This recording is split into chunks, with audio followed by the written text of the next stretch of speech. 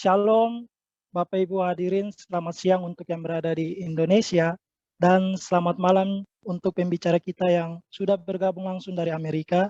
Saya mengucapkan selamat datang dan selamat bergabung untuk Bapak Ibu, para hadirin dalam acara webinar kita dengan tema Peran Teologi dalam Mengembangkan Konseling Kristen.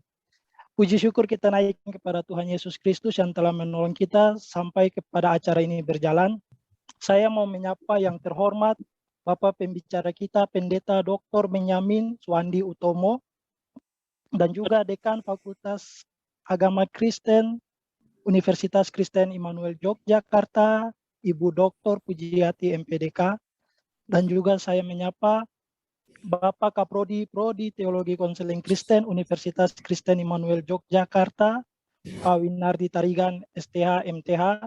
Tidak lupa juga saya menyapa Bapak Ibu dosen yang sudah bergabung serta para hamba-hamba Tuhan yang sangat luar biasa dan juga rekan-rekan mahasiswa Universitas Kristen Immanuel Yogyakarta dan juga para peserta yang dari luar. Saya ucapkan selamat datang dan selamat bergabung. Beberapa karya publikasi, ada 3 buku baik yang Bapak Ibu bisa baca juga. Yang pertama adalah Alasan-alasan Mempertahankan Pernikahan, ditulis bersama Pendeta Yulianto Simanjuntak pada tahun 2017.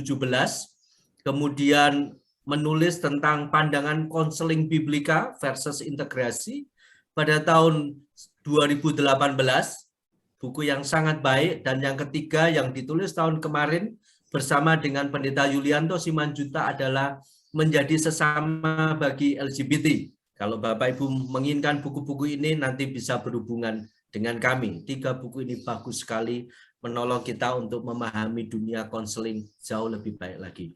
Nah, Bapak Ibu, kita akan mendengar paparan dari Pak Benyamin selama 1 jam.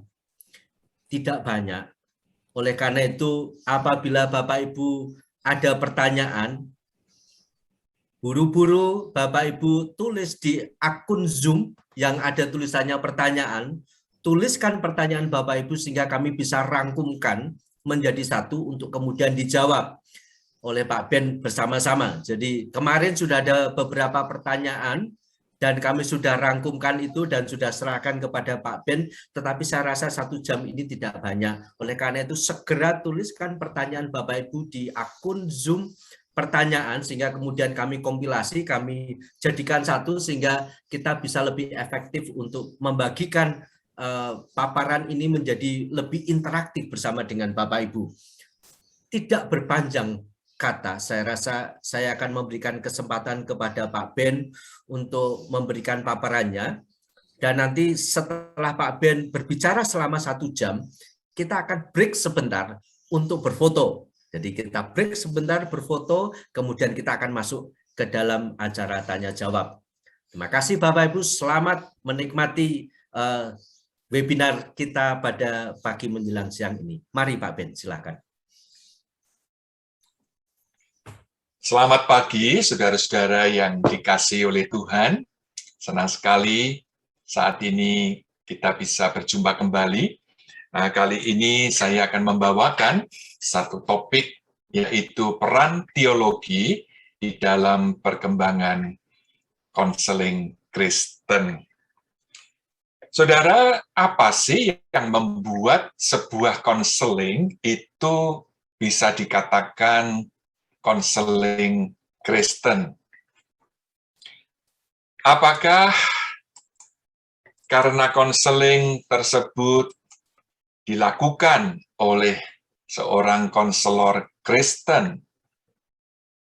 Atau karena konseling tersebut dilakukan di lembaga Kristen atau di gereja, maka otomatis konseling tersebut adalah konseling Kristen.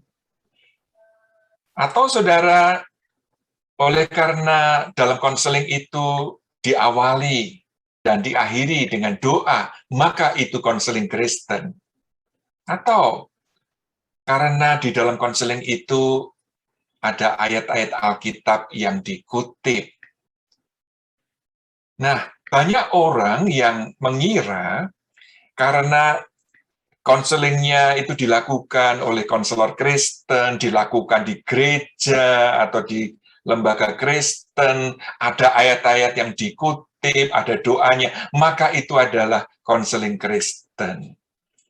Padahal saudara, konseling Kristen lebih dari itu. Jadi jawabnya saudara, bukan. Bukan itu yang membuat satu konseling itu disebut konseling Kristen.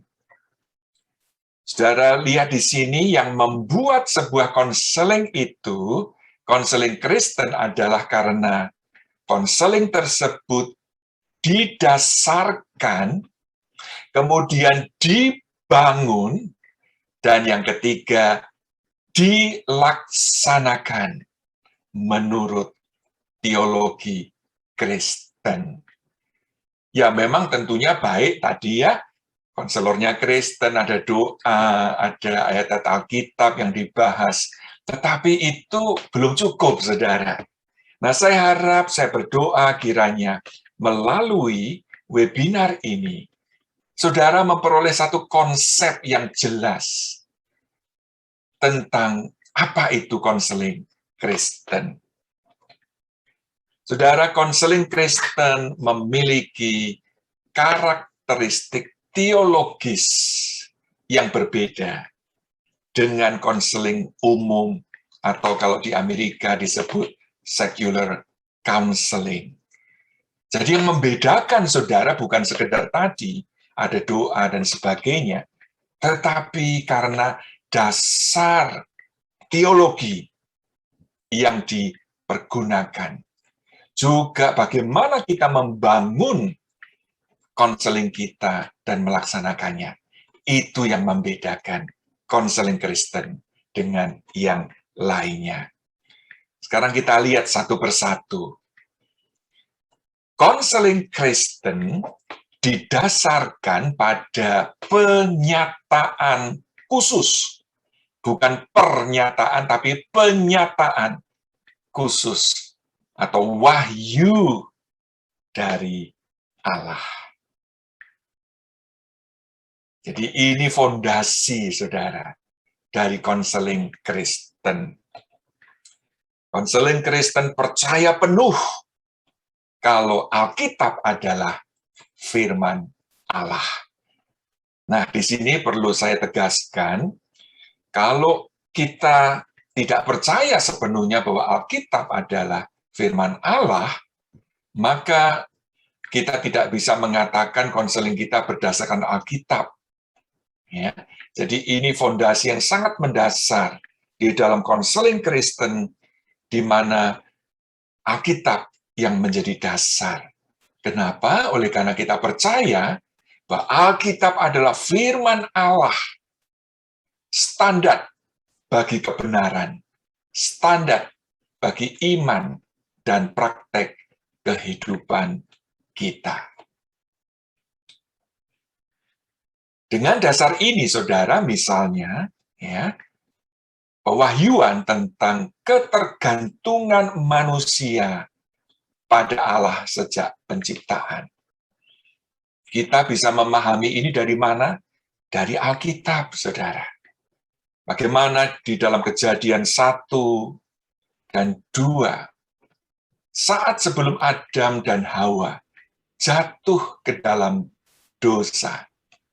Kita melihat di sini, disebutkan di pasal 1, ayat ke-28 dan 31, Allah menciptakan manusia itu menurut gambarnya. Menurut gambar Allah, diciptakannya dia laki-laki dan perempuan, diciptakannya mereka.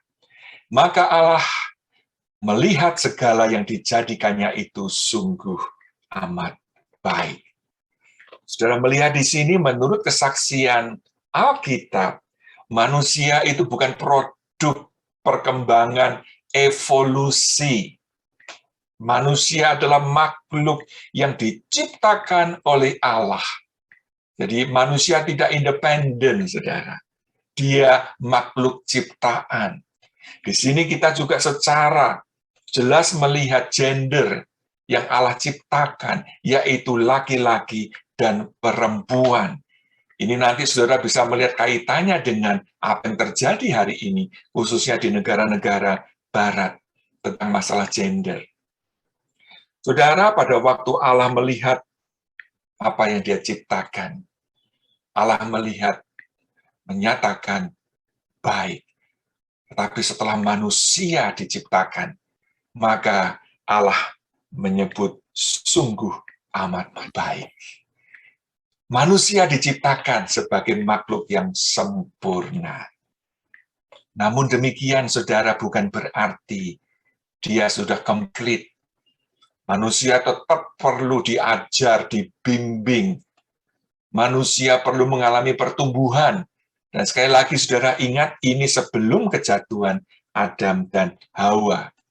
Ayat ke-28 menyatakan bagaimana Allah memberkati mereka, lalu Allah berfirman kepada mereka, beranak cuculah dan bertambah banyak, penuhilah bumi dan taklukkanlah itu. Berkuasalah atas ikan-ikan di laut dan burung-burung di udara dan atas segala binatang yang merayap di bumi. Saudara, manusia mendapatkan bimbingan, petunjuk, perintah dari Allah. Apa yang perlu mereka kerjakan? Bagaimana mereka bisa merawat kebun atau taman Eden yang disediakan Allah untuk mereka. Bukan itu saja, Allah juga memberitahu apa makanan yang bisa mereka makan.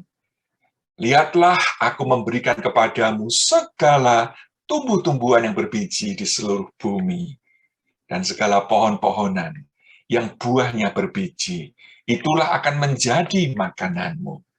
Diberi petunjuk, waktu itu memang manusia belum makan hewan, saudara. Hewan juga dalam keadaan yang berbeda dengan setelah kejatuhan. Nah, ada juga larangan, saudara, yang Allah berikan kepada manusia. Lalu Tuhan Allah memberi perintah ini kepada manusia. Semua pohon dalam taman ini boleh kau makan buahnya dengan bebas.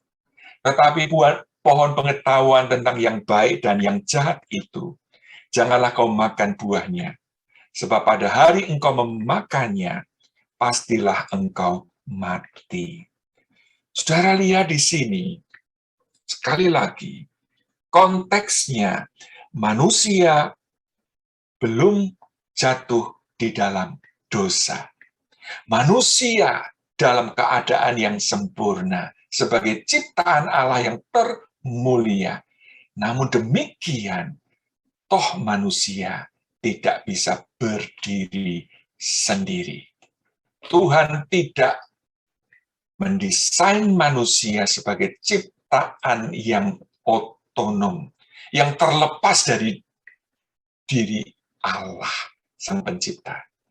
Jadi, saudara lihat, kalau sebelum manusia jatuh di dalam dosa saja, membutuhkan Allah di dalam membimbing, memberikan makna, tujuan akan hidupnya, memberitahu apa yang baik, apa yang tidak baik, apalagi setelah manusia jatuh di dalam dosa. Jadi saudara, ini satu contoh bagaimana pentingnya Alkitab itu menjadi dasar bagi konseling Kristen. Nah, kita akan melihat betapa bedanya pandangan konseling Kristen tersebut dengan pandangan dari beberapa tokoh dalam konseling sekuler. Kita lihat Sigmund Freud misalnya, nama aslinya Sigmund Freud. Dia dijuluki sebagai Father of Psychoanalysis. Saudara, dia tidak percaya itu akan Tuhan. Sehingga apa? Pandangannya, saudara, seperti ini. Orang-orang yang beragama, yang percaya Tuhan itu tidak dewasa dan mengalami gangguan saraf. Jadi kalau saudara dan saya, ya, seandainya ketemu Freud, kita tuh dianggap orang yang mengalami gangguan saraf, saudara, yang childish, seperti kanak-kanak. Lebih lanjut dia bilang, agama adalah seperti neurosis masa kanak-kanak. Dan kami, para psikolog, ilmuwan cukup optimis untuk menganggap bahwa umat manusia akan mengatasi fase neurotik ini. Seperti begitu banyak anak-anak yang telah tumbuh dan keluar dari masalah neurosis yang serupa. Jadi dia anggap kita-kita yang percaya pada Allah, kita orang-orang Kristen, itu orang yang kurang sehat secara mental. Atau kita kurang wawasan, saudara. Seperti anak-anak ya, waktu listrik padam, ya, hujan deras, wah takut. Lalu mendengar suara halilintar, takut. Karena apa? Anak-anak belum tahu bahwa itu merupakan ya, gejala alam begitu. Saat dia bertumbuh makin dewasa, tahu ya, ilmu pengetahuan, rasa ketakutan itu akan sirna. Nah, Freud menganggap makin manusia pintar, makin kita ini dewasa, kita tidak butuh lagi itu Tuhan, agama, dan sebagainya. Sudah lihat perbedaannya di sini. Kita lihat lagi pandangan dari Albert Ellis, founder of Rational Emotive Behavior Therapy. Apa yang dia katakan?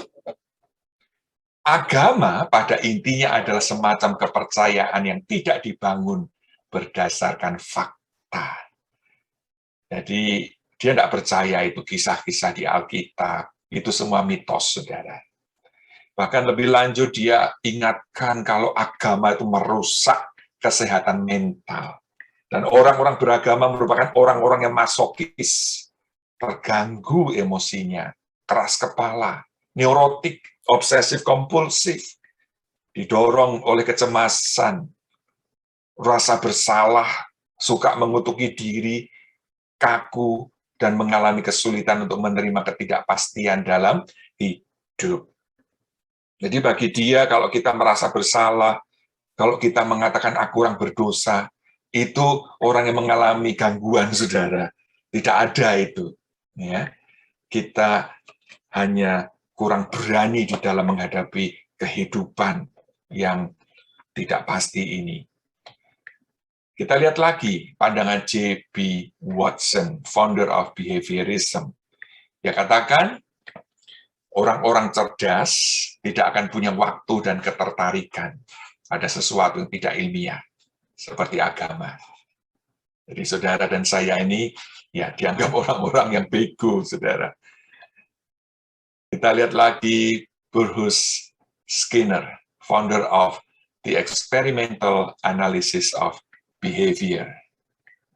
Dia bilang psikologi sebagai ilmu harus menggantikan mitos, misalnya agama. Agama dan ilmu pengetahuan saling bersaing dalam menjelaskan eksistensi manusia. Dan ilmu pengetahuan harus menggeser atau menyingkirkan mitos agama. Jadi saudara, itu sekilas saja. Supaya saudara ada gambaran. Kenapa teologi itu penting? Sebetulnya saudara, tiap konselor disadari atau tidak, itu punya pandangan teologi tersendiri. Kalau tadi yang sekuler, pandangan teologinya apa? Tidak percaya akan adanya Tuhan. Mereka memandang manusia berbeda dengan cara kita memandang. Jadi saudara, kita lihat tadi bagaimana para secular counselor bukan saja memiliki pandangan yang sangat negatif terhadap agama, khususnya kekristenan, ya, karena mereka tinggal di Eropa, Amerika, mereka juga ingin menghapuskan atau menggantikan pelayanan konseling Kristen yang mereka anggap tidak memadai lagi dan sudah ketinggalan zaman. Mereka dengan bangga mau menggantikan kitab suci yang selama 2000 tahun dipakai di dalam gereja oleh para gembala di dalam membimbing jemaat. Mereka bilang, itu sudah ketinggalan zaman. Masalah-masalah orang modern sekarang kompleks. Tidak bisa lagi pakai Alkitab begitu. Nah, saudara. Yang kedua, konseling Kristen dibangun menurut piramida teologi dari Alkitab. Dasarnya itu Alkitab, dan kita akan melihat lebih lanjut bagaimana kita membangun konseling Kristen. Kalau saudara lihat, ini disebut sebagai piramida teologi. Level yang pertama itu Alkitab itu sendiri. Tadi saya tekankan bagaimana pentingnya kita memiliki fondasi keyakinan bahwa Alkitab adalah firman Allah, menjadi sumber kebenaran dan pengajaran. Nah, di level yang kedua itu disebut exegesis. Ini adalah satu metode bagaimana kita bisa memahami apa yang ditulis di Alkitab. Makanya penting sekali ya kita untuk mempelajari misalnya bahasa aslinya, melihat grammarnya. Kalau saudara bisa bahasa Inggris, itu tentu sangat membantu. Tidak hanya satu bahasa Indonesia, kita lihat perbedaannya. Jadi ini kita meneliti, saudara, apa sih yang mau disampaikan oleh penulis. Exegesis, ini berbeda dengan eisegesis. Ini X, menggali keluar, saudara. Ini membutuhkan banyak waktu untuk memahami firman Tuhan, apalagi ayat-ayat tertentu. What does text mean? Lalu level yang ketiga, itu biblical theology. Ketika kita mempelajari teks tadi, pasal demi pasal, ayat demi ayat, kita menemukan, saudara, berbagai macam pengajaran di dalam Alkitab. Banyak sekali pengajaran yang Alkitab berikan. Dan puji Tuhan, pengajaran itu bukan hanya yang bersifat spiritual, dalam arti surgawi, nanti kita di surga bagaimana, tetapi juga lebih banyak tentang bagaimana kita hidup di dunia ini. Bagaimana kita bisa mengenal Tuhan kita dengan benar. Itu level ketiga. Level keempat yang disebut systematic theology, itu sudah merupakan pengelompokan. Dari biblical theology kita lihat ada pengajaran tentang Allah. Nah, systematic theology secara khusus memfokuskan kepada ajaran Alkitab tentang Allah mulai dari Kejadian sampai kitab Wahyu, atau tentang Yesus Kristus, dipelajari dari 66 kitab ini. Nah, kemudian dikenal dengan doktrin Kristus atau Kristologi, atau doktrin tentang manusia, doktrin tentang penyelamatan, soteriologi. Nah, sistematik teologi membantu kita untuk bisa memahami secara khusus teologi tertentu. Nah, baru saudara setelah sistematik teologi kita sampai kepada practical theology, di mana konseling berada di level ini, termasuk juga dengan penginjilan, pemuritan, khotbah, dan sebagainya. Nah, kalau saudara lihat, ya, practical theology itu berada di level yang paling atas. Artinya apa, saudara? Level kelima, tanpa didasari level 1 sampai 4, itu akan lemah sekali. Kita tidak bisa langsung melakukan konseling tanpa kita melalui proses level 1, 2, 3, 4. Nah, ini yang menjadi masalah di banyak gereja. Masalah yang banyak dihadapi konselor Kristen. Mereka hanya mempelajari metode konseling secara umum, apalagi sekuler, tanpa memiliki fondasi teologi yang kuat. Sehingga sebetulnya praktek konselingnya ya tidak beda dengan yang dilakukan oleh Carl Rogers misalnya. Ya. Karena tidak ada dasar teologi. Jadi saudara, penting sekali kalau kita mau belajar konseling untuk juga memiliki piramid, level-level di piramid teologi ini. Nah, saya bersyukur karena banyak seminari atau STT yang juga memberi kelas untuk konseling ini. Jadi saudara, mereka belajar secara teologi menjadi dasar, baru kemudian practical theology. Karena kalau cuma belajar teologi tanpa practical theology, ya itu bukan tujuan yang sesungguhnya. Ya, pada akhirnya apa yang kita pelajari, apa yang kita pahami, itu kita aplikasikan. Jadi lima-limanya ini perlu ada. Level 5 tanpa level 1 sampai 4 sangat lemah. Sebaliknya, level 1 sampai 4 saja tanpa 5 itu membuat pemahaman teologi kurang mendapatkan satu aplikasi atau relevansi. Nah, di dalam pertanyaan-pertanyaan yang sempat saya lihat, saudara, ada yang menanyakan tentang masalah perceraian, masalah perselingkuhan, ya. Ada yang masalah juga tentang LGBT. Nah, saudara, justru di sini saudara melihat pentingnya kita punya pemahaman teologis. Dalam hal ini misalnya, tentang apa sih rencana Tuhan atas pernikahan? Apa sih tujuan seksualitas?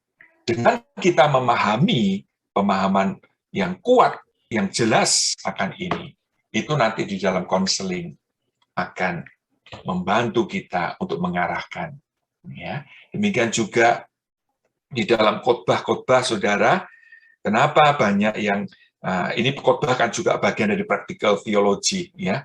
Jadi bukan cuma konseling saja, tapi saudara melihat untuk khotbah pun, saudara, itu juga harus ada fondasi teologi yang kuat. Kalau tidak, misalnya pengajaran-pengajaran tentang prosperity gospel, mereka hanya menekankan tentang berkat-berkat Tuhan saja, mengutip ayat-ayat janji-janji, ya, khususnya di PL tentang berkat-berkat Tuhan. Padahal kalau kita mau menggali firman Tuhan, justru banyak peringatan agar kita ini siap untuk memikul salib, menyangkali diri, menderita bagi Kristus.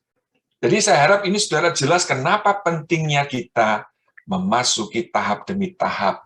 Kita tidak bisa langsung jump to practical theology. Yang ketiga, saudara, konseling Kristen itu dilaksanakan menurut biblical worldview. Nah, apa sih worldview? Agak sulit, saudara, untuk menerjemahkan dalam bahasa Indonesia, ya. Nah, ini cara pandang dunia, tapi ya lebih dari itu. Secara umum, saudara, worldview itu adalah kerangka dari mana kita melihat realitas dan memahami kehidupan dan dunia. Nah, disadari atau tidak, kita itu ada worldview tertentu. Itu bisa dari ya, bagaimana kita bertumbuh, didikan orang tua, pengalaman perjalanan hidup kita, maupun buku-buku yang kita baca, apa yang kita pelajari dari para guru, itu membentuk worldview kita. Nah, kalau tadi saya sebutkan biblical worldview, berarti sudut pandang kita terhadap realita, terhadap kehidupan itu didasarkan pada teologi biblika. Nah, sekarang saudara kita lihat ya, perbedaan secular worldview dalam konseling ya. Ini kan kita sedang berbicara tentang konseling versus biblical worldview. Karena ini bidangnya bisa mencakup macam-macam, saudara. Tidak hanya konseling, ya. Tapi khusus kita lihat sekarang perbedaannya apa. Kita akan secara cepat melihat ya worldviews dari berbagai school of thought di dunia konseling atau dunia psikologi. Misalnya di sini Freud. Bagaimana pandangan Freud tentang manusia? Dia bilang apa? Self-gratifying animal. Bagi dia manusia itu binatang. Binatang dengan kecerdasan tinggi. Tapi binatang yang, mencari kenikmatan, kepuasan. Problem yang manusia hadapi apa? Anxiety of conflict. Kalau saudara belajar tentang ego, super ego, ya, itu konfliknya. Responsibility pada individu maupun masyarakat. Rasa bersalah itu datang dari super ego. Bagi dia super ego ini, ya sebetulnya kalau menurut kita itu mirip dengan hati nurani, ya, tapi dia tidak mau menyebut itu. Malah cenderung dia melihat ini negatif. Treatmentnya experience self-gratifying. Saya lihat itu. Untuk supaya manusia bisa lepas dari masalah, ya penuhi itu. Bagi dia tidak ada sebetulnya, ya, sedasar-dasarnya Freud tidak percayakan moralitas, saudara. Dia lebih menekankan apa yang individu itu suka. Cuma kan itu tidak mungkin gitu kalau seseorang hidup di masyarakat. Tapi ini sebenarnya goalnya, experience self-gratifying. Counselor perannya apa? Explorer. Kita lihat ego psychologist, tokohnya siapa? Erik Erikson yang sangat terkenal dengan psychosocial development, itu stages of psychosocial development. Dia melihat manusia, menekankan aspek baiknya. Kalau Freud tadi lebih ke negatif ya, ini menekankan baiknya. Tapi mirip dengan Freud, problemnya weak ego. Responsibility terletak pada individu dan masyarakat sama, guilt sama, treatment strengthen the ego. Nah, saudara sudah lihat di sini. Kalau Alkitab mengajarkan apa, jangan kita menjadi orang yang berpusat pada diri sendiri, ya, memperhatikan orang lain. Tapi di sini ego ini penting sekali, walaupun tentu konsepnya mungkin agak beda. Lalu guide to strengthen the ego itu peran dari counselor. Carl Rogers yang di Amerika sangat terkenal, saudara. Dia dulu sebetulnya bertumbuh dalam keluarga Kristen. Tapi setelah dia masuk perguruan tinggi menjadi agnostik, tidak percaya Tuhan. Tapi pengaruh kekristenan selama 18 tahun pertama hidupnya itu nampak sekali dalam teori client-centered therapy. Ya, yang kalau saudara belajar konseling pasti membahas tentang dia. Nah, pandangan dia tentang manusia, man is basically good. Dia tidak percaya itu manusia berdosa, saudara. Problemnya man's anxiety, responsibility, being himself atau herself, guilt, tidak ada itu. Ya. Lalu treatment, reflect back their own words and thoughts to gain insight. Jadi dia percaya tiap orang itu punya kapasitas, punya potensi untuk menyelesaikan masalahnya sendiri. Saya lihat, ini kan berbeda tadi dengan konsep Alkitab bahwa manusia sejak awal, bahkan sebelum jatuh dalam dosa, perlu Tuhan dalam hidupnya. Tapi Rogers bilang, no, tidak ada Tuhan. Peran konselor apa? Mirror saja, membantu. Oh, kamu tadi ngomong begini. Lalu, nah, saya dulu waktu belajar psikologi, saudara, memang ya penggemar Carl Rogers, mempraktikkan metode konseling dia. Tapi puji Tuhan, kemudian makin belajar firman, bisa mengerti bahayanya, saudara. Menarik, banyak yang bagus ya dari dia. Tapi worldview dia sangat berbeda dengan worldview Alkitab. B.F. Skinner, dia melihat manusia itu netral, ya, tidak baik, tidak jahat. Manusia itu juga seperti binatang, jadi tergantung pengalaman hidupnya yang akan menentukan. Problemnya apa? Environment, lingkungan, ya. Responsibility terletak pada masyarakat. Kalau ya masyarakatnya tidak baik, ya jangan nyalain begitu. Istilahnya individu itu korban dari lingkungan. Rasa bersalah tidak ada karena tidak ada Tuhan. Lalu treatmentnya bagaimana? Re-engineer di environment, membuat satu lingkungan itu lebih baik, lebih kondusif, lebih healthy. Nah, peran konselor itu menciptakan itu. Nah, memang ini ada benernya, saudara. Ya, lingkungan itu punya pengaruh yang besar. Jadi kalau ada orang yang lemah dalam alkohol, ya jangan bergaul dengan para pemabuk, itu godaan yang besar. Nah, repotnya di sini, saudara. Apa yang disampaikan oleh secular psychologist ini, ada hal yang benar, ada hal yang baik. Tapi kita kalau tidak hati-hati dan menerima pandangan mereka begitu saja, kita sudah terjerumus masuk ke dalam secular worldviews. Jadi disinilah pentingnya teologi. Kita tidak menolak mentah-mentah ilmu dari baik psikologi, dari kedokteran, dari pendidikan, tetapi saudara kita secara positif menerima dengan kritis. Ya, kita juga lihat eksistensialis di sini misalnya. Ini juga lebih membingungkan lagi karena pandangannya sebetulnya juga tidak jelas itu. Bagi dia manusia itu apa? Make no sense. Absurd. Lalu problemnya yang mengalami kecemasan-kecemasan. Responsibility, manusia dan lingkungan. Guilt itu sendiri juga tidak jelas. Treatmentnya project or reality and then live it. Jadi mencoba untuk melihat, menemukan reality, dan hidup di dalamnya. Yang juga sangat terkenal, ya, saudara mungkin pernah mendengar hierarchy of needs. Nah, itu yang membuat Abraham Maslow. Dia tidak mau masuk kelompok Freud, psikoanalisis, juga behaviorism. Makanya disebut third force. Dia melihat manusia sangat positif, saudara. Full of potential. Nah, yang menjadi problem kalau manusia itu tidak bisa mencapai potensinya secara penuh. Responsibility terletak pada individu yang bersangkutan, sedangkan guilt ini juga karena ya tidak percaya akan Allah, hanya sekedar bad feelings. Treatmentnya lingkungan. Counselor perannya apa? Facilitator to reach the goal. Nah, ini survei secara cepat ya untuk menunjukkan kepada saudara sekali lagi betapa teologi itu sangat penting di dalam konseling.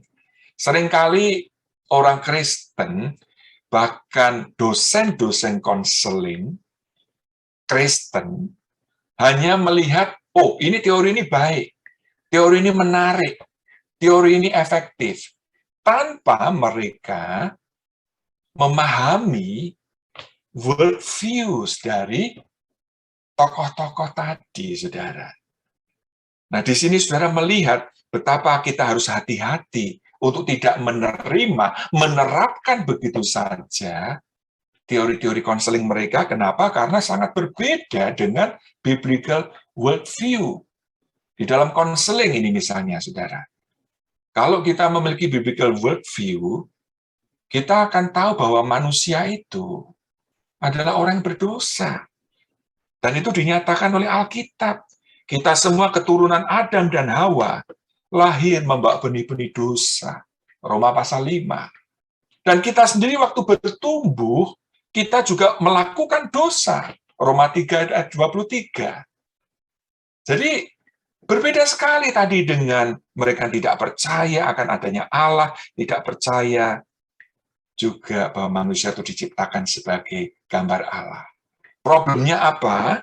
Problemnya kalau kita mau selidiki lebih dalam, secara mendalam, jadi bukan sekedar simptomnya, bukan sekedar apa yang bisa kita lihat dan dengar, maka kita akan menemukan bahwa banyak kali problem yang manusia hadapi itu berakar dari dosa. Tentunya ini yang bukan berkaitan dengan penyakit ya. Kalau yang masalah physical problems itu disebabkan oleh gangguan otak atau organ itu lain, tapi ini masalah-masalah dalam relationship, masalah dengan behavior, itu kalau kita selidiki, saudara, akarnya itu dosa. Contoh secara cepat saja karena waktu ya. Orang yang punya problem suka marah. Nah, ini kalau ke konselor umum, mungkin mereka hanya melihat apa sih faktor-faktor yang membuat yang bersangkutan marah. Oh, karena punya istri cerewet. Oh, karena dia sedang frustrasi dengan pekerjaannya. Ya, memang itu semua betul, saudara, bisa menjadi faktor. Tetapi di dalam biblical counseling atau Christian counseling, kita tidak cukup sampai di situ. Jangan-jangan saudara ada sesuatu yang lebih dalam lagi. Dan kalau kita bimbing, kita dengarkan, kita akan melihat bahwa ada semacam kepahitan misalnya. Kepahitan dengan ibunya atau ayahnya. Dan itu disimpan, belum dibereskan, belum bisa mengampuni, sehingga itu mengganggu emosi dia. Nah, saudara lihat ini satu contoh yang simpel saja. Bagaimana di dalam Christian counseling, kita tidak hanya melihat yang permukaan, lalu dengan saran seperti banyak di sini, saudara, kalau orang punya masalah kemarahan, suruh ikut apa? Anger management, gitu ya. Diajari teknik-teknik untuk bisa menahan kemarahan misalnya, suruh menghitung sampai 10 sebelum emosi meledak, ngitung 1, 2, 3, ya.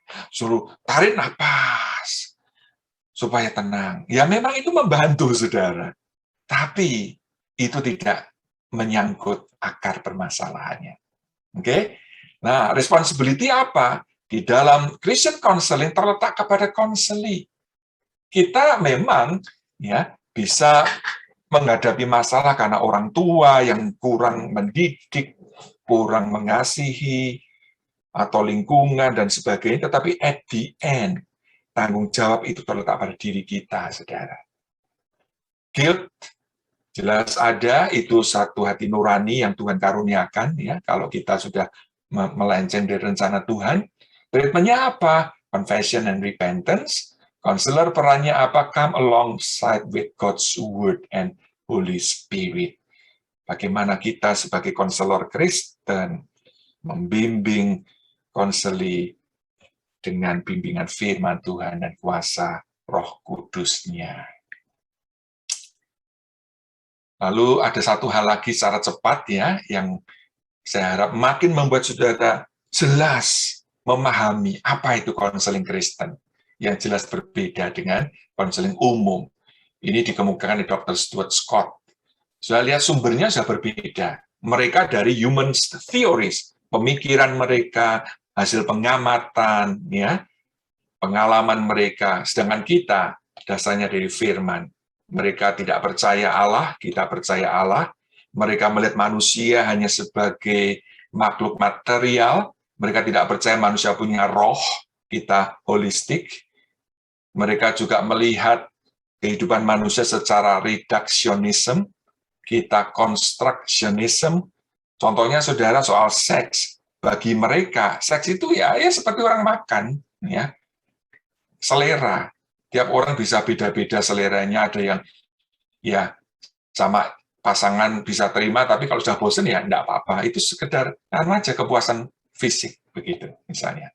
Mereka lebih menekankan individual, lalu man-center, sedangkan kita God-center. Kita mengasihi Allah, juga mengasihi sesama. Ya. Lalu relativism, tidak ada itu kebenaran mutlak.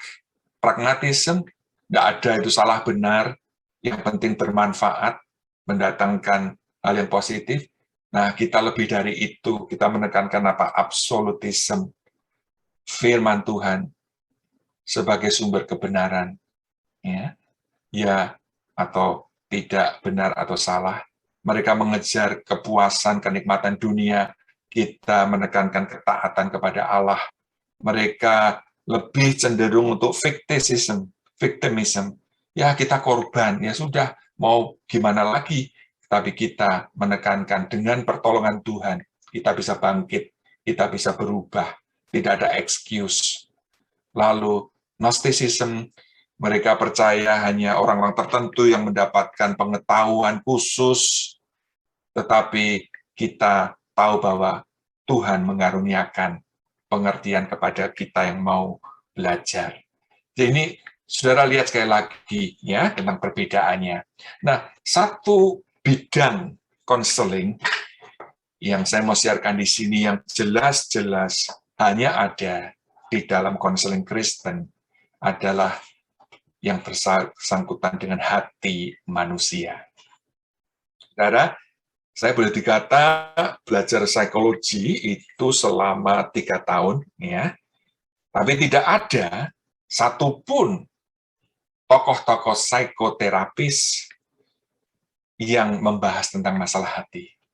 Karena memang ini dunianya berbeda, worldview-nya berbeda.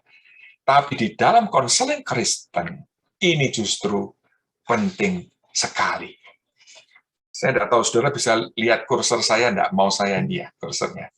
Saudara, konseling umum, itu hanya bersangkutan dengan yang di atas ini, saudara. Behavior. Jadi apa yang bisa mereka dengar, apa yang bisa mereka lihat.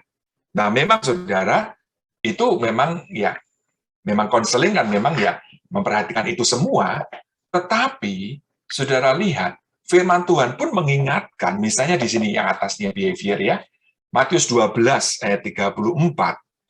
Di situ Tuhan Yesus mengatakan, "Hai kamu keturunan ular beludak, bagaimanakah kamu dapat mengucapkan hal-hal yang baik sedangkan kamu sendiri jahat? Karena yang diucapkan mulut meluap dari hati." Jadi kalau toh kita memperhatikan apa yang diucapkan konseli, Tuhan ingatkan, itu sebetulnya menunjuk kondisi hatinya. Lalu Markus 7 ayat 20-23, katanya lagi, apa yang keluar dari seseorang itulah yang menajiskannya. Sebab dari dalam, kita lihat, dari hati orang timbul segala pikiran jahat, percabulan, pencurian, pembunuhan, perzinahan, keserakahan, kejahatan, kelicikan, hawa nafsu, iri hati, hujat, kesombongan, kebebalan.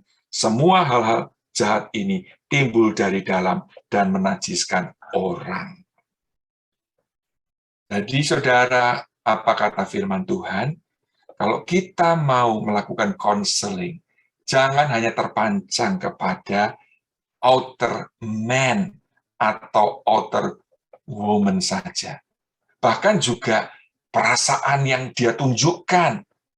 Tapi go deeper ke inner man, ke bagian dalam dari orang itu, yaitu kondisi hatinya. Nah, hati di dalam Alkitab itu mencakup banyak aspek, saudara. Pikiran, keinginan, kehendak, perasaan, dan sebagainya. Nah, bagi orang yang hatinya belum diperbarui, orang yang belum di dalam Kristus, firman Tuhan mengingatkan bagaimana kondisi hati manusia secara umum.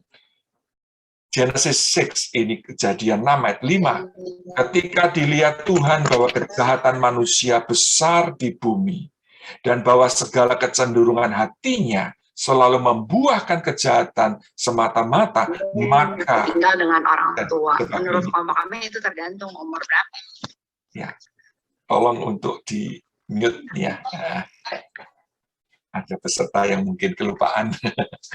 Iya, jadi saudara, hati manusia yang belum mengalami born again itu menurut pemandangan Tuhan memiliki kecenderungan untuk melakukan yang jahat. Kemudian Yeremia 17 ayat 9, betapa liciknya hati, lebih licik daripada segala sesuatu. Hatinya sudah membatu, siapakah yang dapat mengetahuinya. Lalu Matius 15:19, karena dari hati timbul segala pikiran jahat, pembunuhan, dan sebagainya. Nah, itulah sebabnya dalam konseling, kita mau memastikan apakah yang bersangkutan itu sudah sungguh-sungguh menerima Yesus di dalam kehidupannya. Jadi memang konseling ini, saudara, konseling Kristen, tidak lepas dari misi penginjilan. Karena selama seseorang itu hatinya masih belum diperbarui, saudara mau memberi nasihat, seperti apapun, saudara mau beri ayat-ayat seberapa banyak pun, kalau hatinya belum dipenuhi oleh Roh Kudus, di mana Roh Kudus belum tinggal di dalam hatinya, tidak akan efektif, saudara. Nah, setelah hatinya ini diperbarui, menerima Kristus dalam hidupnya, ini, saudara, proses pemuritan. Jadi, konseling Kristen juga sangat dekat dengan pemuritan, bagaimana mereka mengalami seperti Roma 12 ayat 2, pembaruan pikirannya. Kemudian Efesus 4 ayat 23, diperbarui dalam roh dan pikiran. 2 Korintus 4 ayat 16, manusia batiniahnya diperbarui dari hari ke hari. Proverbs Amsal 4:23 menjaga hatinya sedemikian rupa, karena dari sana terpancar kehidupan. Dan Amsal 23:7 bagaimana dia mengisi hatinya dengan kebenaran. Jadi ini satu kasus yang sangat mendasar ya dalam konseling Kristen. Tetapi sekali lagi, konseling umum tidak akan mengadres masalah hati. Jadi saudara, dalam konseling Kristen, goal dari sebuah konseling itu bukan sekedar ya merubah satu perilaku yang tidak dikehendaki. Misalnya, perilaku yang suka marah, atau kebiasaan merokok, kebiasaan gambling, ke konselor minta bantuan supaya bisa menghentikan kebiasaan buruk. Bukan sekedar itu, saudara. Atau bukan juga sekedar membuat perasaannya, emosinya itu better, ya, feeling better. Tadinya suka cemas, suka gelisah, suka stres, bahkan depresi, sekarang bisa lebih enak. Saudara, konseling Kristen tentu ya, itu semua baik kan ya, tetapi lebih dari itu. Yaitu apa? Supaya konseling mengalami perubahan hati. Karena kalau hanya merubah perilaku tanpa itu dari dalam, saudara, itu tidak akan kuat.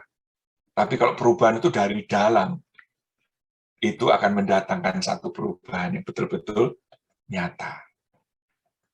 Saudara, boleh dikata,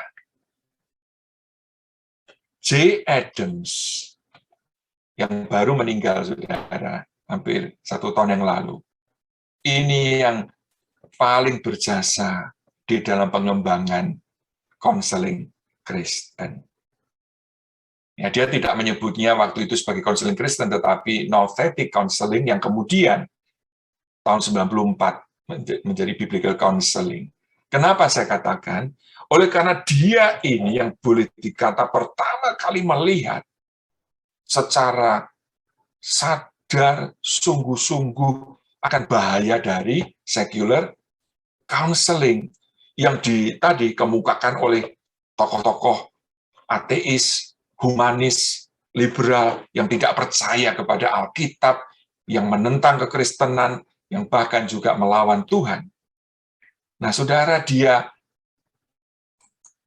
melihat bagaimana psikologi sekuler itu telah menggantikan peran gereja sebagai yang berotoritas dalam pelayanan konseling jemaat. Karena apa? Banyak pendeta sekalipun yang merasa minder. Waduh, ini ada kasus. Kita tidak ada ini, autis. Cara penanganannya gimana? Ada masalah-masalah yang makin kompleks. Nah, saudara, banyak waktu itu hamba-hamba Tuhan yang merasa tidak mampu lagi mengkonseling jemaat. Sedangkan para konselor sekuler ini, mereka dengan bangga menyatakan, ini kami tahu jawabnya, kami bisa membantu.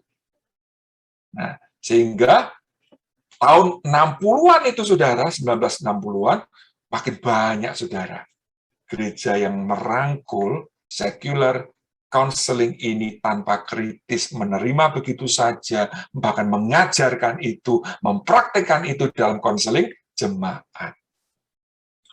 Adams tidak mengizinkan itu terjadi. ia berusaha untuk mengembalikan peran gereja dalam konseling Kristen dan mencoba untuk memurnikan dari pengaruh psikologi sekuler yang bertentangan dengan ajaran Alkitab. Saudara, dia adalah seorang teolog, tetapi yang juga mau belajar, saudara, akan dunia psikologi. Itulah sebabnya dia selama 5 minggu, bahkan mungkin lebih, saudara, dia itu tinggal bersama dengan Orville Hubert Maurer. Dalam arti, saudara, betul-betul selama masa summer, musim panas itu, dia bukan saja mau belajar dari tokoh psikologi yang terkemuka waktu itu, tetapi tinggal, dia minta izin, boleh enggak aku tinggal sama kamu, aku mau melihat sendiri, bukan saja mendengarkan kuliah-kuliahnya, tetapi ketika Maurer ini melakukan konselingnya, dia amati, dia lihat, buku-bukunya juga tentu dia baca. Ya. Nah, Maurer ini bukan orang Kristen, saudara. Tapi Adams mau memang melihat apa sih yang terjadi. Kenapa dunia psikologi ini begitu menariknya sampai gereja sudah kehilangan itu perannya untuk mengkonseling jemaat secara alkitabiah. Nah, ini yang dia katakan, saudara. Membaca buku Maurer yang berjudul The Crisis in Psychiatry and Religion merupakan pengalaman yang sangat menggoncang. Dalam buku tersebut, Maurer, seorang psikolog riset yang dihormati, sehingga ia menjadi presiden dari asosiasi para psikolog di Amerika. Jadi ini pemimpinnya, saudara.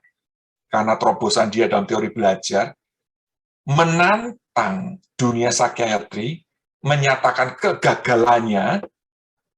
Jadi kalau di luaran dibilang, wah sekarang manusia ada harapan, kami bisa menolong. Tetapi Maurer justru mengatakan telah gagal dan berusaha untuk membantah prasangka dasar Freudian.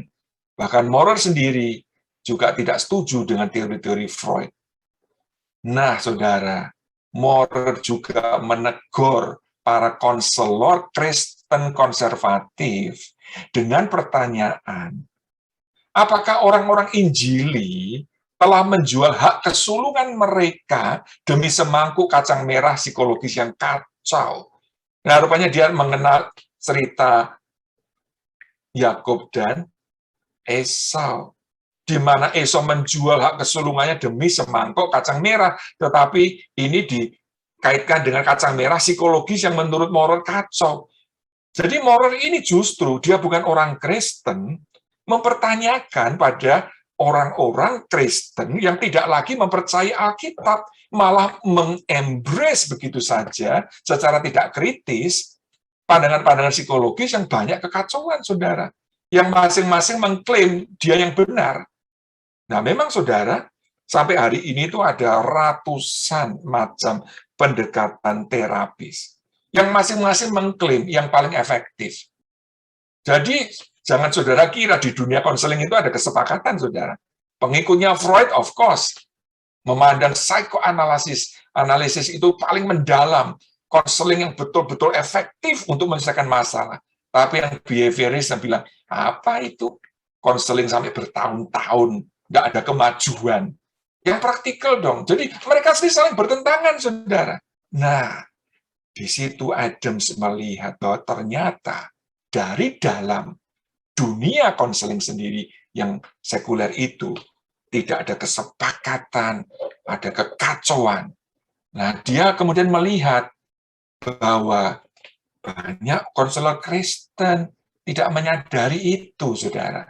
Dalam pandangan Adams, banyak konselor Kristen, yaitu para integrasionis, jadi mereka ini orang Kristen, tetapi juga latar belakangnya lebih pada psikologi, tapi ya tadi, karena dia orang Kristen, ya tetap percaya Alkitab. Itu integrasionis yang telah menjual hak kesulungan mereka dengan meninggalkan keyakinan mereka akan kecukupan Alkitab. dan dalam merangkul psikologi secara tidak kritis. Saudara, perlu saya jelaskan, Adam sebetulnya tidak anti psikologi. Nah, ini banyak orang salah mengerti. Ya. Dia tidak anti. Psikologi yang berkaitan dengan riset, cara kerja otak kita, bagaimana orang kalau kurang tidur, mempengaruhi emosi. Bagi Adams, itu psikologi yang bisa kita pakai, begitu. Cuma yang dia soroti, bagaimana konselor-konselor Kristen tidak menggunakan psikologi secara kritis, dan mereka sangat kurang untuk menggali teologi Alkitab. Itu, saudara. Oleh karena itu, ia mengambil tantangan itu dan menyerukan sesama pendeta konservatif untuk bergabung dengannya dalam mengklaim kembali hak kesulungan mereka. Dia mendesak para hamba Tuhan untuk merebut kembali pelayanan konseling kepada jemaat yang mengalami permasalahan hidup di bawah pelayanan pastoral mereka. Nah, tahun 70, dia menulis buku ini yang dianggap menandai lahirnya konseling biblika, saudara. Bagaimana di dalam buku ini dia memberikan alternatif konseling bagi gereja. Karena memang ya, kalau kita hanya mengkritik saja tanpa memberi alternatif, ya bisa membingungkan. So what? Kami butuh konseling, dan belum ada buku bimbingan konseling, teori konseling berdasarkan teologi Kristen. Nah, Adam tidak demikian. Dia mempersiapkan diri, dan buku ini bagus, saudara. Ya, di dalam buku ini dia menjelaskan bagaimana teologi Alkitab itu begitu kaya di dalam memahami manusia dan akar permasalahannya. Dan dalam buku berikutnya, yang berjudul A Theology of Christian Counseling, dia menyatakan adalah tidak tepat untuk menganggap Freud, Rogers, dan sejumlah orang lain seperti mereka sebagai orang yang berjasa besar yang membantu konseling Kristen, atau orang-orang dari siapa kita bisa belajar banyak. Ya. Kita harus melihat dengan jelas, bisa.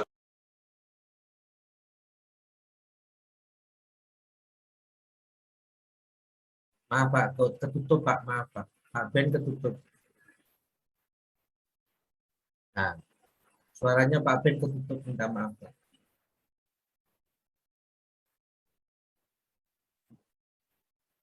Halo Pak Ben, suaranya mute Pak, minta maaf. Oh, ke mute. Oke, iya, oke. Jadi saudara, menurut Adams, mereka ini orang-orang sekuler yang ateis, agnostis, yang sekuler, liberal ini, jangan kita anggap, wah mereka punya jasa besar karena sudah menolong konseling Kristen. Mereka adalah agen-agen dari si musuh, ya, yang menjajakan barang-barangnya untuk menggantikan apa? Menggantikan konseling Kristen. Nah, pandangan mereka ini bukan suplemen, tetapi alternatif sebagai pengganti Alkitab. Jadi bagi Adams tidak seharusnya konseling yang berdasarkan firman Tuhan disejajarkan dengan konseling sekuler. Nah, sebagai contoh, saudara, ini salah satu integrasionis yang terkemuka, yaitu Gary Collins, masih hidup sampai saat ini, saudara. Ya. Nah, dia mengakui, jadi dia PhD-nya memang di bidang psikologi. Dia akui sebagian besar psikolog adalah sekuler, memiliki pandangan yang anti-Kristen, dan membangun prasangka mereka pada hal yang sering berada dalam konflik langsung dengan asumsi dasar kekristenan. Sehingga apa? Banyak dari mereka yang kesimpulannya jelas bertentangan, saudara, juga konseling yang mereka kembangkan bertentangan dengan firman Allah yang benar. Banyak psikolog juga mengabaikan dan bahkan menghina peran agama dalam memahami manusia, dan dalam beberapa kasus mereka melihat agama teistik berbahaya. Nah, cuma saudara, walaupun begitu, Collins tidak mau menolak psikologis. Kenapa? Karena ya kan ada manfaatnya begitu. Alkitab kan tidak membahas semua permasalahan manusia. Jadi ya kita perlu belajar psikologi. Nah, sekali lagi, memang awalnya antara Collins dan Adams itu terjadi konflik, saudara. Itu saya bahas di buku saya. Mereka agaknya kurang ada komunikasi yang baik. Sehingga Adams menuduh Collins itu sudah menjual hak kesulungannya. Sedangkan Collins menuduh Abraham sebagai biblisis. Biblisis itu orang yang tidak mau terima ilmu pengetahuan atau sumbangsih dari psikologi dan sebagainya. Nah, padahal tidak demikian. Ketika saya membaca buku-buku yang mereka tulis, saya mendapati Collins itu orang Kristen yang cinta Tuhan, takut akan Tuhan, dan ingin melayani Tuhan di dunia konseling sekuler. Jadi tidak benar kalau dia dikatakan menjual hak kesulungan. Adams juga bukan anti psikologi, jadi tuduhan dari kelompok integrasionis juga tidak benar. Cuma memang saudara lihat di sini, ya, mereka melakukan penekanan yang berbeda. Tapi saudara, saya yakin apa yang Adams itu tuliskan membuat para integrasionis tertantang untuk belajar firman Tuhan lebih lanjut, ya, karena Adam di sini juga mengingatkan kalau misalnya alasan Collins tadi terjun di dunia sekuler untuk menjangkau mereka, Adams bilang, lah kalau kamu menerima pandangan mereka, itu kan mereka anggap kamu setuju dengan teori-teori mereka. Kalau mereka setuju, maka berarti tidak perlu ada alternatif lain. Dan ini bahayanya kalau untuk gereja yang diajarkan tentang teori sekuler dari para psikolog, tidak ada alternatif, jemaat pun akan menerima begitu saja. Berarti mereka akan menolak. Ya, tidak ada alternatif konseling lain. Nah, disinilah Adams mau membuat alternatif, saudara. Sehingga jemaat orang Kristen itu bisa melihat secara lebih jelas, ini loh cara yang benar secara Alkitab di dalam menangani kasus-kasus. Misalnya soal kecanduan seksual. Nah, itu memang berbeda sekali, saudara. Ya, apalagi kalau di Amerika di sini, itu konselor sangat pegang peranan. Makanya saya sering memesan ya dalam webinar-webinar, hati-hati saudara ke konselor kalau di Amerika ini, walaupun namanya Kristen sekalipun, tapi kalau tidak didasarkan pada Alkitab, misalnya ada istri yang mengeluh suaminya ini terlibat pornografi, kepelacuran. Itu sampai share dengan saya, dia kaget, saudara. Ketika ke konselor Kristen, konselornya bilang, ya memang itu kondisi suamimu, dia kebutuhan seksnya besar. Kalau kamu tidak bisa memenuhi, ya jangan salahkan dia kalau dengan wanita lain. Nggak apa-apa kan, gitu. Jadi kita lihat di situ, ya, bedanya itu. Oke. Jadi saudara, Adams menantang para konselor integrasionis untuk memiliki fondasi teologi yang kuat dengan mempelajari firman Tuhan secara serius. Sehingga mereka menjadikan Alkitab sebagai dasar bagi konseling mereka dan dapat menjadi controlling guide. Jadi Alkitab itu sebagai fondasi standar. Nah, ilmu-ilmu yang lain seperti psikologi, pedagogi, sosiologi itu dikontrol, disaring oleh Alkitab begitu. Nah, dia kemudian memang menulis banyak buku, artikel, saudara, sampai ada 100 lebih seperti ini, ya. Nah, kalau saudara ingin tahu lebih banyak tentang pandangan dari biblical counseling dan integrasi, buku ini sebetulnya terjemahan dari tesis saya. Itu dalam bahasa Inggris saya terjemahkan ya dalam bahasa Indonesia. Saudara akan bisa lebih memahami pergolakan yang terjadi. Saya membahas dua tokoh biblical counseling, Adams dan David Powlison. Integrasi itu Gary Collins dan J. Stanton. Dan saya kirimkan, saudara. Jadi karya tulis saya kirimkan ke 4 orang itu. Saya tanyakan, apakah apa yang aku tulis tentang kamu itu akurat? Saya harus mempertanggungjawabkan, kan? Dan memang saya baca semua buku mereka yang berkaitan dengan masalah ini. Lalu pertanyaan kedua, apakah pandangan-pandangan yang saya kemukakan, penilaian saya yang saya kemukakan itu cukup objektif? Dan puji Tuhan mereka menanggapi dengan baik, saudara. Jadi saya bisa mempertanggungjawabkan buku ini di mana penulisnya sendiri menerima apa yang saya tuliskan. Ini kalau saudara tertarik belajar lebih lanjut, saya sarankan untuk membaca ini. Dan bersyukur, ya, apa yang menjadi tantangan dari Adams tadi, saya lihat telah merubah arah dari banyak integrasionis, saudara. Contohnya Larry Crabb yang baru meninggal bulan Februari kemarin, ya, itu, saudara, dia seorang psikolog juga, dosen atau profesor dari beberapa university di bidang psikologi. Dia ternyata setelah, ya, mengenal Tuhan, tadinya dia imannya sempat tergoncang, saudara, waktu dia menjadi mahasiswa, sempat kehilangan iman. Puji Tuhan, lewat bimbingan Francis Schaeffer dan C.S. Lewis, dia imannya kembali. Tidak seperti Carl Rogers yang terhilang, saudara. Dia kembali. Dan dia sebagai seorang profesor bidang psikologi, belajar Alkitab, saudara. By the way, Gary Collins tadi juga ke seminari, saudara, selama 1 tahun. Nah, Larry menyatakan teori dan praktek psikologi saya harus sesuai dengan kebenaran Alkitabiah. Saya lihat, dia seorang psikolog, tetapi dia jadikan Alkitab sebagai standar. Dan dia sarankan supaya orang-orang yang mau menjadi Christian counselor dan menjadikan Alkitab sebagai controlling guide, agar apa? Mereka mau belajar Alkitab sebanyak mereka belajar psikologi. Wow, sudah lihat, dia menyadari pentingnya Alkitab di samping kita mempelajari psikologi. Lalu juga mengikuti, mengadakan Bible study secara sistematis, serius, mempelajari tadi, saudara, sistematik teologi, biblical theology, tadi yang berkaitan dengan piramida teologi, ya. Lalu juga memiliki fellowship dengan gereja yang percaya akan Alkitab sebagai firman Allah. Kalau di Amerika, saudara, tidak semua gereja mempercayai itu.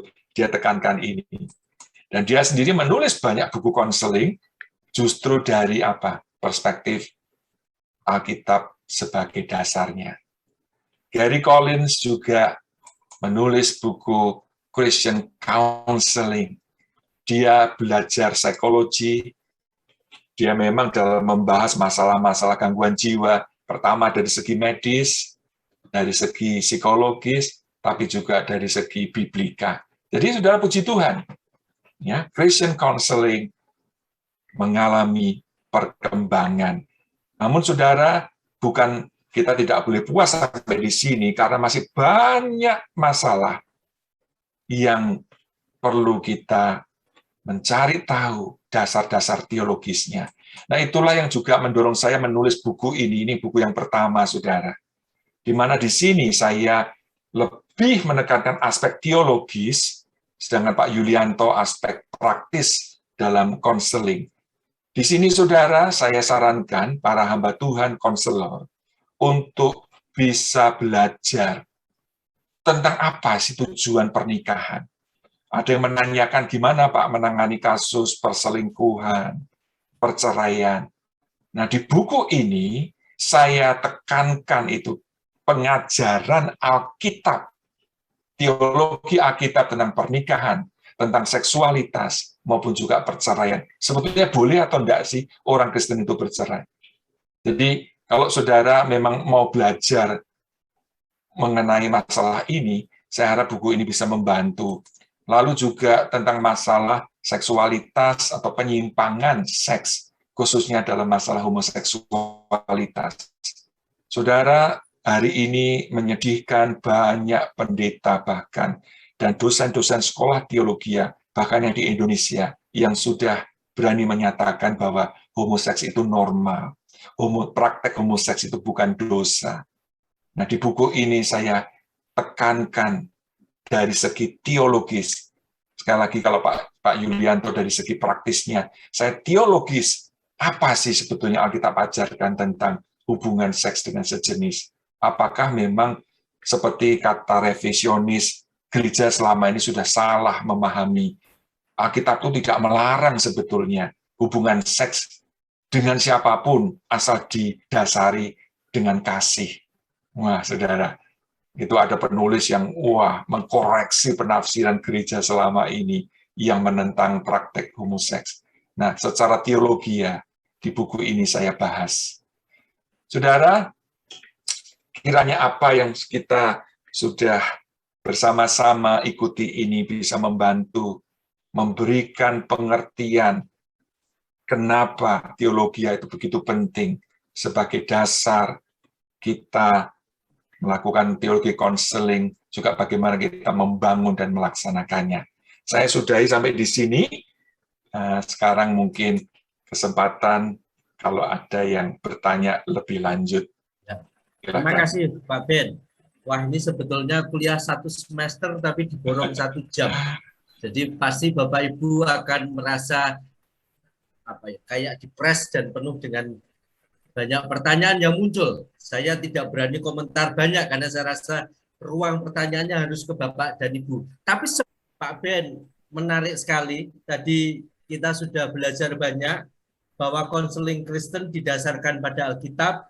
Kemudian Bapak menjelaskan ada 5 piramida tadi, dasar mulai dari firman Tuhan, dari scripture, kemudian bagaimana menafsirkan pada lapis kedua, kemudian biblical teologi, teologi Alkitabiah yang dibangun dari penafsiran kita, dan kemudian dari proses itu kemudian kita membangun teologi sistematik, baru teologi praktis atau teologi praktikalnya. Dan proses itu akan menyusun apa yang disebut dengan biblical worldview atau tidak bisa diterjemahkan ke bahasa Indonesia memang, tetapi kerangka pikir yang Alkitabiah, paling tidak kira-kira begitu. Nah, memang ada 13 pertanyaan yang masuk, Pak. Sebagian sudah saya sampaikan kepada Bapak semalam, dan memang banyak sekali pertanyaan itu terkait dengan teologi praktisnya. Sementara Bapak tadi menekankan pergulatannya bukan saja di praktisnya, masalah rumah tangga, perceraian, anak yang kecanduan gadget, terus kemudian tentang bagaimana terkait dengan adat. Dan tentu ini sangat-sangat kontekstual karena pengaruh kehidupan yang sedang berlangsung di negara kami, dan tentu itu memang agak berbeda dengan konteks yang dihadapin oleh J. Adams, Gary Collins, dan lain sebagainya. Mungkin Bapak bisa menolong para peserta yang banyak menanyakan tentang bagaimana dengan praktek-praktek konseling yang diperlukan secara praktis di Indonesia dengan keragaman masalah yang dihadapi, terutama dengan pernikahan, perceraian. Bahkan ada yang bertanya bagaimana juga menjaga diri menjadi konselor yang terus bertahan. Kadang-kadang kita ini terus ngomong, tapi kita sendiri juga tidak diisi. Nah, kesulitan-kesulitan itu yang diutarakan oleh beberapa pertanyaan. Mungkin poin yang pertama adalah melanjutkan pertanyaan dari para peserta semalam tentang hal-hal praktis yang mereka hadapi, dan sekali lagi bagaimana konstruksi teologisnya secara sistematik dan bagaimana melihat itu secara alkitabiah supaya kemudian banyak peserta bisa bertumbuh untuk dapat mengerjakan itu, Pak. Mari Pak, mungkin itu dulu Pak, baru kemudian ada pertanyaan tentang yang lain, tapi saya rasa itu cukup mewakili pertanyaan peserta. Ya, saya harap setelah saudara mendengar presentasi tadi, ya, selama 1 jam lebih, saudara mendapatkan satu pemahaman kenapa teologi itu penting. Pertanyaan-pertanyaan yang bersifat praktis tadi, bagaimana misalnya menangani kasus perselingkuhan, ancaman keluarga untuk perceraian, bagaimana menghadapi tradisi-tradisi lokal, selamatan, dan sebagainya. Saudara, itu semua tergantung pemahaman teologis kita. Ya. Jadi kalau kita sebagai konselor, sebagai pendeta menghadapi kasus-kasus seperti itu, kalau kita tidak punya pemahaman teologis yang kuat, nasihat, saran yang kita sampaikan, ya bisa kurang tepat begitu. Walaupun mungkin itu disukai, ya, tetapi kurang bisa dipertanggungjawabkan secara alkitabiah. Misalnya saja, tadi saya singgung soal masalah seksualitas yang makin banyak ya terjadi juga di Indonesia, perselingkuhan bukan saja oleh suami ataupun istri, ya, juga istri maksud saya. Saudara, kalau kita memahami tentang bahwa seks itu Tuhan maksudkan hanya untuk suami istri dan di luar itu merupakan perzinahan, maka ya di dalam konseling kita akan memakai fondasi firman Tuhan itu untuk membimbing yang bersangkutan. Karena di sini misalnya banyak saudara yang mempraktikkan hidup bersama sebelum menikah. Nah, saya sendiri sempat kehilangan jemaat karena saya nasihati kalian belum menikah, ya, sebaiknya tidak tinggal bersama. Ini bukan orang Indonesia, saudara, ya. Tapi yang bersangkutan merasa, wah, enggak apa-apa, kami justru supaya bisa lebih mengenal sebelum kami menikah. Nah, seperti itu, saudara. Kalau saya, pandangan teologianya, oh, it's okay, ya, tidak masalah, begitu. Jadi sekali lagi, nasihat, bimbingan, konseling yang kita berikan, itu kita sadari atau tidak, sangat dipengaruhi oleh konsep teologi kita. Makanya saya di sini lebih menekankan bagaimana saudara ini mempelajari firman Tuhan secara lebih serius. Kalau saudara melihat di gereja atau di ladang pelayanan banyak masalah tentang seksualitas, saudara mempelajari itu, apa sih tujuan Tuhan tentang pernikahan? Lalu masalah-masalah penyimpangan yang terjadi, bagaimana dengan mengatasi kasus-kasus perceraian, apakah memang diizinkan kalau sudah terjadi perselingkuhan? Itu semua kaitannya dengan masalah teologi ya. Jadi kalau itu langsung ditanyakan pada pendapat saya, ya saya bisa berikan. Tetapi kalau itu ditujukan kepada saudara, maka saudara tergantung pemahaman teologi saudara. Saya tidak bisa mewakili pertanyaan-pertanyaan itu, menempatkan diri saya kepada saudara, karena yang langsung berhadapan dengan masalah-masalah itu adalah saudara. Begitu. Ngerti ya maksudnya ya? Saya hanya bisa mendorong saudara tadi, ya, untuk mulai memasuki level-level piramida teologi ya. Sehingga nanti ketika engkau sudah mencapai tingkat dari praktikal teologi termasuk dalam khotbah segala, itu sudah diwarnai oleh pemahaman Alkitab secara benar. Ya. Contoh misalnya ya, soal kedukaan. Ya. Ada pendeta yang menegur jemaatnya karena menangis di pemakaman saat sang ibu dikuburkan, dia menangis. Lalu pendetanya menegur, kamu kan orang beriman, apakah kamu tidak tahu kata firman Tuhan, jangan engkau berduka. Ya. Nah, ini saudara lihat juga menggunakan teologi kan, tapi teologi yang kurang lengkap, saudara. Ayat yang dikutip itu pun kurang lengkap. Kenapa? Karena yang dikatakan Paulus, janganlah kamu berduka apa? Seperti orang-orang yang tidak punya pengharapan. Jadi berduka boleh enggak? Ya boleh, ya wajar. Namanya ditinggal orang yang dikasihi. Tuhan Yesus menangis enggak waktu Lazarus mati? menangis. Ya. Jadi ini contoh lagi kaitan practical theology yang harus didasari pemahaman teologi yang kuat. Saya pernah mengajar juga di Medan, saudara, 2 tahun yang lalu. Ya, saya tanyakan, bagaimana sih kita memberikan pengharapan pada anggota jemaat yang sakit keras begitu? Ada hamba Tuhan yang jujur, saudara. Ya, saya katakan, wah percaya saja, Tuhan pasti tolong, Tuhan pasti sembuh. Dan rupanya memang banyak yang begitu, saudara. Lalu saya tanyakan, terus kalau tidak sembuh bagaimana? Nah, di situ, saudara, mereka belajar bagaimana teologi itu penting. Apakah Alkitab menyatakan semua sakit penyakit akan disembuhkan hanya karena kita berdoa? Kalau kita beriman sungguh-sungguh, tidak. Ada yang disembuhkan, tapi juga ada yang tidak.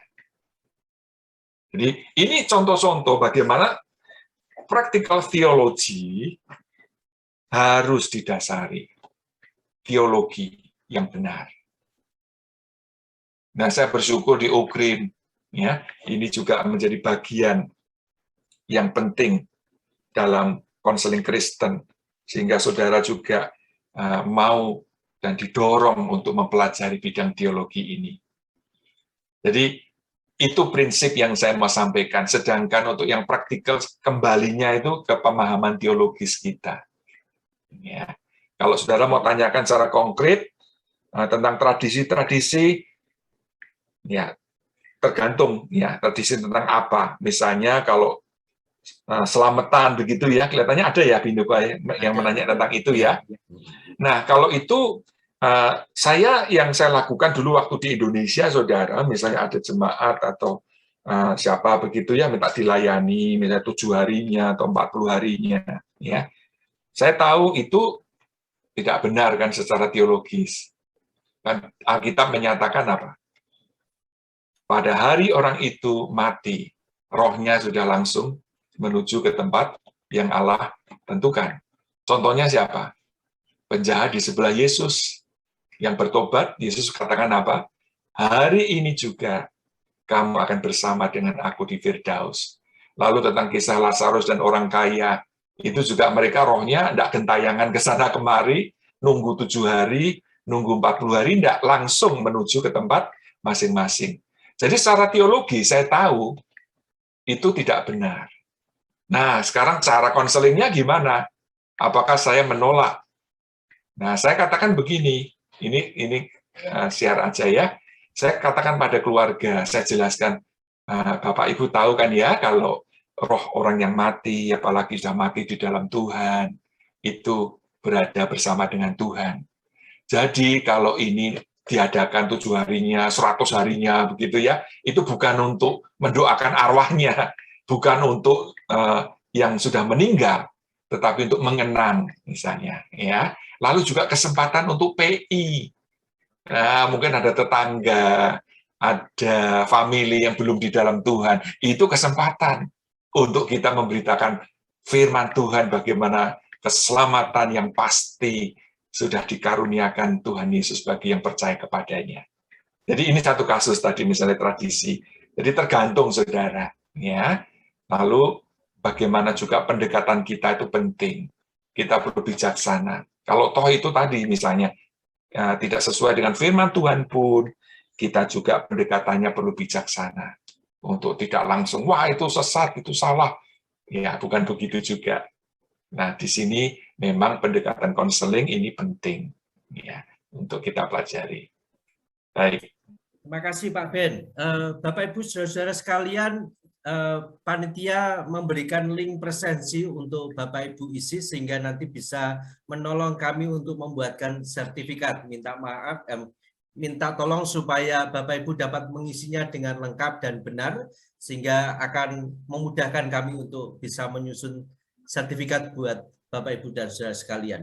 Pak Ben yang kedua, melanjutkan pertanyaan dari saudara-saudara ini. Kalau tadi kan dari teknik untuk bisa menyusun itu tadi apa piramida teologi tadi. Tapi pertanyaan yang lain itu adalah bagaimana dengan para konselornya sendiri terutama dengan konsistensinya di dalam meletakkan dirinya sebagai konselor, karena ada beberapa pertanyaan misalkan konselornya cuma bisa kasih nasihat tetapi dia sendiri tidak konsisten. Bagaimana kemudian gereja bisa menyusun sebuah konsep proses perencanaan sebagai gereja, hamba Tuhan dan majelis untuk bisa memastikan proses konseling yang dikerjakannya bersumber dari firman Tuhan, tetapi juga konsisten. Karena tadi ada beberapa pertanyaan bahwa hamba Tuhan juga sering melayani, tapi dia sendiri juga kebanyakan hanya jatuh kepada sekedar ngomong, tetapi tidak bisa menghidupi firman secara konsisten. Nah, bagaimana sebagai gereja kita bisa merancang proses itu secara simultan, secara konsisten, Pak? Makasih, Pak. Iya, memang saudara tidak semua bisa menjadi konselor Kristen. Ya, jadi ada kriterianya. Kalau di dalam kelas yang saya ajarkan, itu ada satu sesi khusus tentang kriteria untuk menjadi seorang konselor Kristen. Karena saudara, memang ini bukan hanya sekedar transfer knowledge, kita mengetahui sesuatu lalu kita siarkan pada konseli, tetapi ini menyangkut apa? Tadi ada kaitan dengan penginjilan, juga pemuritan. Ya. Nah, untuk itu bagaimana kita bisa menginjili misalnya, kalau kita sendiri belum lahir baru. Jadi, ini saya sebutkan secara cepat saja. Kriteria yang pertama untuk menjadi konselor Kristen, itu dia sudah harus lahir baru. Dia sendiri itu sudah harus bertobat, saudara. Hatinya sudah diperbarui. Roh Kudus tinggal di hatinya. Lalu yang kedua, dia memiliki kerinduan untuk terus bertumbuh dengan mempelajari firman Tuhan secara sungguh-sungguh. Sehingga apa? Dia punya dasar teologi yang cukup. Lalu juga memiliki kehidupan kesaksian yang indah. Nanti kalau enggak kan seperti kata Tuhan Yesus, orang buta menuntun orang buta. Dan kalau kita hanya bisa menasehati, membimbing, tetapi kita tidak bisa menunjukkan teladan, itu akan menjadi batu sandungan yang besar sekali. Yang disebut neto, saudara, no action, talking only. Ya, jadi memang itu justru akan menjadi hambatan, menjadi batu sandungan kalau ada hamba Tuhan, pendeta, konselor yang dipandang katakan tinggi, dihormati, tetapi justru tidak bisa memberikan contoh teladan. Makanya saudara, kita sendiri ya, kita yang saya pandang saudara ini levelnya sudah mungkin sudah bukan jemaat biasa ya, sampai mau ikut invest waktu 2 jam begini. Ini saudara, saya bersyukur saudara menunjukkan interest, menunjukkan satu kerinduan untuk diperlengkapi. Saudara, kita sendiri harus mendisiplin diri. Ya. Kita harus mengisi diri. Karena kalau kita hanya memberi, sementara kita tidak diisi, kita akan kosong. Dan itu sebetulnya problem dari banyak pendeta, banyak pengkhotbah. Mereka, bahkan kalau persiapan pun, persiapan untuk siapa? Khotbahnya itu ditujukan untuk siapa? Jemaat. Bukan untuk diri sendiri. Tiap minggu yang dipikirkan jemaat. Padahal dirinya sendiri itu juga perlu. Ya. Nah, saya seringkali dalam khotbah saya katakan, ini sebelum saya mengajar saudara, saya bilang, firman Tuhan ini sudah mengajar, menegur saya lebih dulu. Jadi waktu persiapan itu, harusnya kita tujukan pada diri kita sendiri lebih dulu. Apa yang Tuhan mau nyatakan, ajarkan, tegur. Nah, kemudian kita sampaikan itu siarkan kepada jemaat. Sifatnya apa? Mengajak, bukan memerintah. Kita menginvite mereka, yuk sama-sama kita bertumbuh. Mari kita sama-sama makin mencintai Tuhan. Mari kita sama-sama melakukan kehendaknya. Nah, saudara, jadi dari pihak pemimpin, konselor, pendeta, ya, itu memang harus memenuhi kriteria yang ditentukan. Kalau enggak, ya tidak akan efektif, bahkan konseling itu akan menjadi batu sandungan, saudara. Contoh konkret, saudara, ya mungkin sudah membaca berita bagaimana di Eropa saat ini banyak orang yang marah, saudara, karena terbuka lagi kesekian kalinya skandal child abuse, sexual abuse yang dilakukan oleh para pemimpin gereja. Ribuan, saudara, korbannya. Dan itu membuat apa? Orang-orang Kristen di sana yang orang-orang di sana yang tadinya sudah anti terhadap kekristenan semakin anti. Jadi ini memang satu challenge kalau kita mau terjun di dalam dunia pelayanan, entah saudara sebagai hamba Tuhan, sebagai konselor, sebagai guru, sebagai pengkhotbah, dituntut saudara untuk menghidupi firman Tuhan, untuk melakukan firman Tuhan itu dengan sungguh-sungguh. Jadi ini semua sebetulnya saling berkait, saudara. Ya, pelayanan konseling sekali lagi itu tidak berdiri sendiri.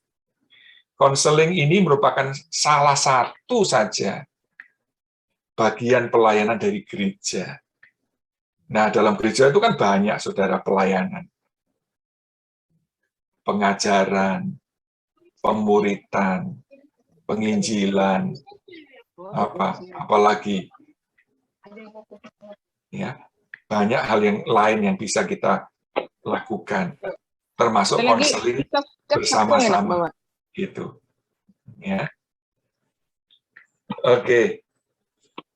Ya, terima kasih Pak Ben. Sebetulnya masih banyak pertanyaan praktis yang mesti dibahas di sini, tapi saya rasa waktu kita tidak memungkinkan untuk melanjutkan itu. Dan saudara, materi ini sangat berharga sekali karena gereja sangat memerlukan bagaimana kita bisa menyusun teologi menjadi fondasi untuk bisa mengerjakan konseling terhadap orang-orang yang telah Tuhan percayakan di dalam tubuh gereja. Wah, kalau sampai ada jemaat masuk di dalam gereja kita, itu pasti ada rencana Tuhan yang hebat bagi kehidupan kita, bagi pelayanan kita, bagi kehadiran Tuhan di dalam seluruh proses kehidupan kita. Terima kasih Pak Ben, sangat berharga sekali dan berharap kita akan terus bisa merancang sesuatu yang lebih praktis, karena kalau tadi dibelah-belah itu bisa jadi materi bertahun-tahun ya. Dan itu rasanya memang tidak mudah hanya dibahas dalam tempo 1 jam ini. Ya, bagi Bapak Ibu yang memerlukan buku-buku yang baik, tulisan dari Pak Ben, saya sudah membaca beberapa. Tadi sudah disampaikan, Bapak Ibu bisa pesan dengan nomor yang sudah dicantumkan tadi kepada Ibu Marta. Bapak Ibu bisa pesan di nomor itu, nanti kita di grup WA akan mencantumkan bagaimana Bapak Ibu bisa mendapatkan buku-buku tersebut. Bisa kontak langsung kepada Ibu Marta. Bukunya tidak mahal, tetapi manfaatnya sangat luar biasa bagi pengembangan gereja kita. Saya rasa begitu Pak. Terima kasih untuk bahan yang baik untuk sore hari ini. Saya rasa kita bersyukur untuk persekutuan kita. Terima kasih Pak Benyamin untuk kebaikannya bersama-sama dengan kita. Terima kasih Bapak Ibu yang sudah terlibat dengan bertanya dan memberikan banyak rasa ingin tahu untuk bisa menajamkan materi ini. Terima kasih Saudara Binuko. Ya Pak, terima kasih Pak. Ya, saya kembalikan kepada MC. Baik, puji nama Tuhan. Kita sudah ada dalam penghujung rangkaian acara webinar kali ini. Saya ucapkan juga terima kasih untuk pembicara kita yang sudah setia, Bapak Pendeta Dr. Benyamin Utomo. Terima kasih untuk waktunya. Baik, kita akan masuk ke dalam rangkaian acara yang terakhir, yaitu doa penutup. Saya persilakan dengan hormat kepada Bapak Dr. Samuel Handali untuk menutup kita dalam doa penutup. Dengan kasih waktu dan kesempatan saya berikan kepada Bapak. Baik, Sebelumnya sekali lagi atas nama Universitas Kristen Immanuel, kami semua peserta di webinar ini menyampaikan terima kasih yang sebesar-besarnya kepada Pak Ben. Terima kasih Pak sudah Sama-sama. bersedia tidur lebih lambat daripada semestinya dari California. Terima kasih banyak dan terima kasih kepada panitia yang juga sudah bekerja keras untuk mempromosikan acara ini, dan kami berharap bahwa kita bisa bertemu lagi di masa yang akan datang untuk membahas hal-hal yang sangat aktual dan juga sangat penting ini. Saya sendiri meskipun bukan orang yang berkecimpung di dalam bidang konseling, tapi saya sangat diberkati dengan apa yang disampaikan oleh Pak Ben tadi, terutama mendengar pentingnya landasan Alkitab bagi bukan saja bagi counseling ya Pak, tetapi juga bagi seluruh kehidupan kita.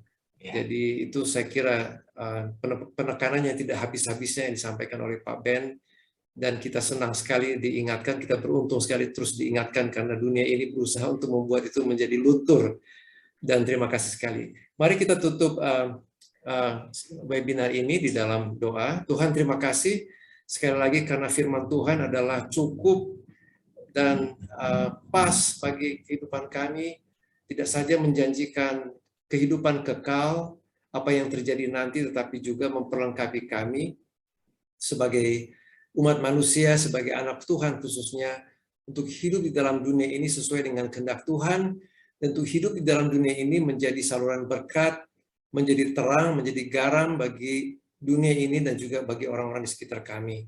Terima kasih Tuhan bahwa Engkau telah memperlengkapi kami bukan saja dengan hal-hal yang bersifat material bagi kami untuk hidup, apa yang kami makan, apa yang kami perlu ambil untuk menjadi sumber kesehatan kami, tapi Engkau juga sudah memberi kepada kami perlengkapan yang sangat pas, yang sangat cukup bagi kehidupan emosi kami, bagi kehidupan perilaku kami, dan juga bagi bagaimana kami bisa bertumbuh di dalam mengenal Engkau. Kami bersyukur sekali untuk Pak Ben yang sudah menyampaikan firman Tuhan melalui apa yang kami pelajari pada siang hari ini, dan kami mendoakan Tuhan agar supaya apa yang beliau sampaikan memberkati kami, bukan saja memberkati kami di dalam pelayanan konseling kami, tetapi juga memberkati kehidupan kami. Jikalau ada hal-hal dalam hidup kami yang masih harus kami selesaikan, harus kami bereskan dengan Tuhan atau dengan sesama kami, agar supaya itu bisa kami laksanakan, sehingga kami juga boleh menjadi perangkat yang bisa semakin efektif di dalam